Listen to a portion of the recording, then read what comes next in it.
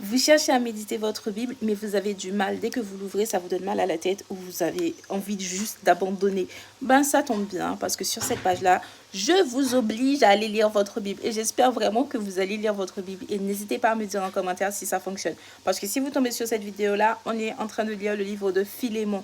Donc, avant de finir de regarder cette vidéo-là, ou bien vous finissez de regarder la vidéo, vous allez lire votre Bible. Vous ne devez pas prendre pour content ce que je suis en train de raconter. Vous devez aller ouvrir votre Bible.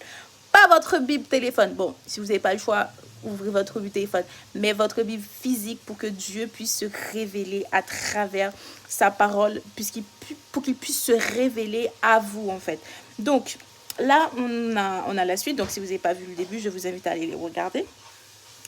Paul présente une demande en faveur d'Onésime. Il faut savoir que Onésime, ça veut dire qu'il sert à quelque chose. J'ai quelque chose à te demander. Avec le Christ, j'ai toute liberté pour te dire ce que tu dois faire. Pourtant, j'aime mieux te présenter cette demande au nom de l'amour. Oui, moi, le vieux Paul, moi qui suis maintenant prisonnier du Christ Jésus, je te présente cette demande pour Onésime. Il est devenu mon fils ici en prison. Autrefois, il ne t'a servi à rien, mais maintenant il nous rend service à toi comme à moi. Je le renvoie chez toi, lui qui est une partie de moi-même. J'aurais bien voulu le garder auprès de moi. Il m'aurait rendu service à ta place dans la prison où je suis à cause de la bonne nouvelle. Mais je n'ai pas voulu faire quelque chose sans ton accord. Je ne veux pas t'obliger à cette bonne action. Je préfère que tu la fasses librement.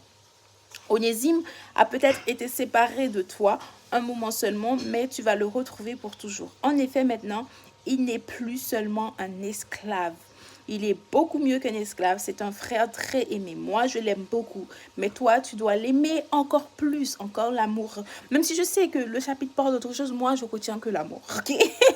Peut-être que c'est ce que je dois retenir. Mais en vrai, si vous le lisez, peut-être que s'il y a plus autre chose qui va vous frapper. Même si je sais que ça parle d'autre chose, moi, c'est que l'amour que je retiens dans ça.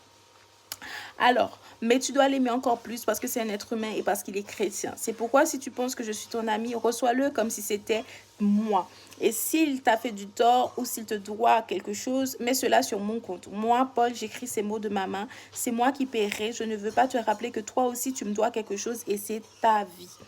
Alors, frère, rends-moi ce service à cause du Seigneur. Rassure-moi au nom du Christ. Je t'écris en étant sûr que tu feras ce que je demande. Et je sais que tu feras encore plus. En même temps, prépare-moi un logement. En effet, je l'espère à cause de vos prières. Je serai bientôt avec vous de nouveau. Épaphras vous salue, il est en prison avec moi à cause du Christ Jésus. Vous avez aussi le salut de Marc, Aristarque, Démas et Luc qui travaillent avec moi. Que le Seigneur Jésus-Christ vous bénisse. Bon, la vidéo elle est déjà terminée, mais je vous retrouve tout de suite sur une autre vidéo. Sur ce, je vous envoie plein d'amour, plein d'argent. Et surtout, prenez soin de vous comme à l'accoutumée.